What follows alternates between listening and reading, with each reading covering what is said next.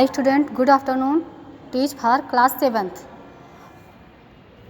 बच्चों, आज हम लोग हिंदी फर्स्ट में लेसन 7th की रीडिंग करेंगे।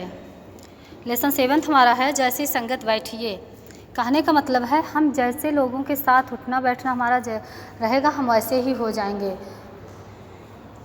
संगत का बहुत बड़ा असर पड़ता है। आइए देखते हैं। यूनानी दार्शनिक अरस्तु ने मनुष्य को सामाजिक प्राणी कहा है। अरस्तु एक दार्शनिक थे, मतलब एक वैज्ञानिक थे जिसका नाम दुनिया जगत में प्रसिद्ध है। यूनानी दार्शनिक थे, यूनान के थे वो।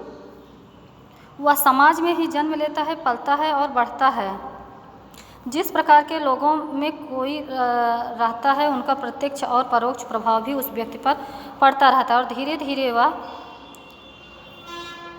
धीरे वह उस प्रभाव उस व्यक्ति की आदत में शामिल हो जाता है। मनोवैज्ञानिकों का मानना है कि समाज के वातावरण का प्रभाव मानस पटल पर पड़ती है। मानस पटल मतलब हमारे मस्तिष्क के, मानस का मतलब हमारे मन मस्तिष्क पर उसका प्रभाव बहुत गहरा पड़ता है, हम जहाँ जैसे जिस इन्वायरमेंट में रहते हैं। यही कारण है कि यदि मनुष्य गुणवान, चिंतनशील व सज्जन लोगों की संगत में उठता बैठता है तो उसे भी समाज के साथ साथ सद्वृत्तियाँ जागृत होने लगती हैं। भक्ति काल के प्रायः सभी संतों ने भी अपने काव्य में सत्संगत की महिमा का गान किया है। संसार में नकारात्मक प्रवृत्तियाँ सभी को शीघ्र आकर्षित किया करती हैं।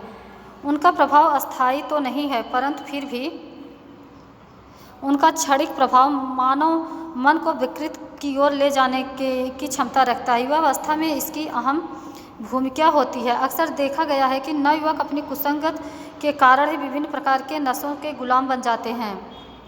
जैसे बच्चों, जब बच्चे बड़े होने लगते हैं तो उनको देखा जाता है कि उनके फ्रेंड कैसे हैं। जो अच्छे बच्चे होते हैं उनके फ्रेंड भी वैसे ही अच्छे होते हैं, और जो गंदे होते हैं उनके फ्रेंड भी उसी तरह होते हैं। जैसे नशा आदि करना, किसी से गाली गलौज करना, पढ़ाई न करना, टहलना, ये सब है गंदे लोगों की ओर। तो जैसे उनके फ्रेंड रहेंगे, क्योंकि वो दोस्ती भी उन्हीं लोगों से करेंगे जिस कैटेगरी के वो हैं। तो आइए आगे देखते हैं। संसार में नकारात्मक प्रवृत्तियां सभी को शीघ्र आकर्षित कर लेती हैं। उनका प्रभाव अस्थायी तो नहीं होता, परंतु फिर भी उनका क्षणिक प्रभाव मानव को विकृति की ओर ले जाने की क्षमता रखता है। युवावस्था में इनकी अहम भूमिका होती है। अक्सर देखा गया एक युवक अपनी कुसंगत के कारण विभिन्न प्रकार के नशों के गुलाम बन जाते हैं।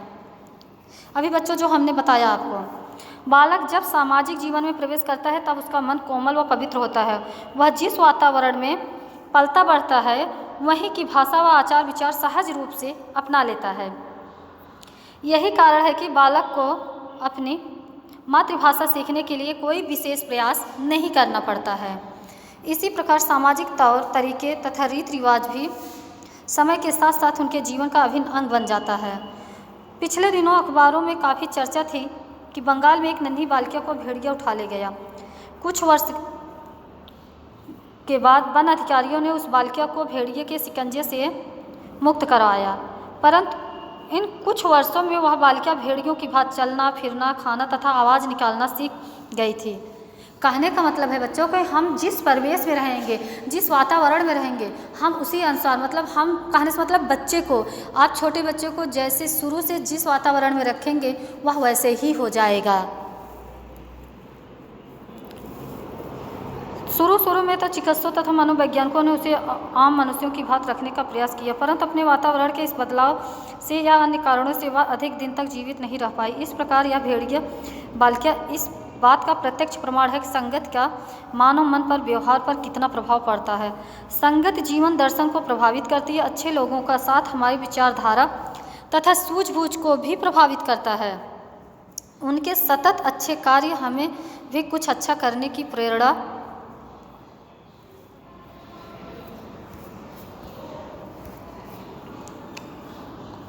देते हैं। इतिहास में ऐसे अनेक उदाहरण हैं जब लोगों ने अपने आचार विचार में आमूल परिवर्तन किया था, समाज में सम्मान के पात्र बने। आदि कवि वाल्मीकि ने डकैती का दुष्कर्म छोड़ा, साहित्य सृजन किया। गोस्वामी तुलसीदास ने भी बार बार दोहराया है कि जैसे पारस के स्पर्श से लोहा भी सोना बन जाता है, वैसे ही सत्संगत में बुरा व्यक्ति भी अच्छा हो जाता है। सत्संगत सुगंध से भरपूर वह उपवन है जिसकी कल्पना ही हमें तरोताज़ा कर देती है। सत्संगत शीतल जल का वह फव्वारा है जिसके छींटे हमारे जीवन में स्फूर्ति लाता है तथा हम कुछ सृजनात्मक करने को आतुर हो उठते हैं। सत्संगत स्वाति नक्षत्र से टपकने वाली वह बूंद है जो सहस्त्रों मुक्ताओं को जन्म देती हैं। बच्चों, जो सत्संगत स्वाति एक नक्षत्र होता है जिसकी एक बूंद जब पड़ जाती है जो समुद्र, तो वही मोती बन जाता है। मुक्ताओं मतलब मोती से है, जो समस्त वातावरण को कपूर सा सुगंधित और कर महका देती है। छात्र जीवन में संगत के प्रति सतर्क रहना नितांत आवश्यक है। यही वह उम्र होती है जब हमारे संस्कार अस्थायी रूप धारण करने लगते हैं। सत्संगत में रहकर बालक में दया, परोपकार, साहस, विवेक आदि गुण आ जाते हैं। कक्षा में अच्छे अंक पाने वाले छात्र सदा प्रशंसा के पात्र होते हैं। ऐसे बालक दूसरों के लिए प्रेरणा का स्रोत होते हैं। केवल सुंदर चेहरा, लुभावनी वेशभूषा तथा बातचीत करने का रोचक ढंग देखकर मित्रता करना ठीक नहीं है। मित्र ऐसा होना चाहिए जिसके गुणों को न केवल आप मान करे, अपितु वह सबको लुभाने में समर्थ हो। अच्छाई काल की सीमाओं को लाकर अमर होने का गुण रखती है। यदि जीवन में कुछ अच्छा करने की तरंग मानस मतलब मन में उमंगे भरी हैं तो संगत के प्रति सतर्क रहना आवश्यक है। पंडित रामचंद्र शुक्ल ने भी कहा है, कुसंग का ज्वर मतलब बुखार जो होता है, कुसंग का ज्वर बड़ा भयानक होता है। छोटी छोटी बातों पर झूठ बोलना, अपने कर्तव्य का पालन न करना आदि वह बातें हैं जो हर गलत काम करने वाले को भी पता होती है, फिर भी लोग जान बूझकर गलत राह पर चलते हैं और ऐसे मोड़ पर आकर खड़े हो जाते हैं जहाँ से आगे कोई राह नहीं, बस केवल अंधकार ही अंधकार है। साथियों की बुरी आदतें और औरों पर भी प्रभाव डालती हैं। काजल की कोठरी में किसी को भी कालिख लग सकती है। सभी बुरे व्यसन कुसंगत से आते हैं। कुसंग से व्यक्ति व समाज दोनों का ही अहित होता है। कोप का पात्र बनकर इससे समाज में बुराइयां फैलती है, वातावरण दूषित होता है। दुर्जन के संग के कारण ही असीम समुद्र को भी श्री राम के कोप का पात्र बनकर सिमटना पड़ा। सत्संगत समाज में सुख, शांति और रचनात्मक को बढ़ावा देता है, जबकि कुसंग अत्यंत विध्वंसकारी स्थितियों का जनक है। संगत के प्रति सतर्क रहना चाहिए, तभी समाज को अच्छाइयों की राह पर अग्रसर करने में हम अहम भूमिका निभा पाएंगे।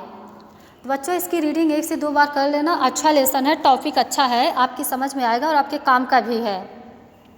आइए अब हम इसके वर्ड मीनिंग को लिखते हैं। आप लोगों को वर्ड मीनिंग कॉपी पे राइट करना। आइए इसके वर्ड मीनिंग को देखते हैं।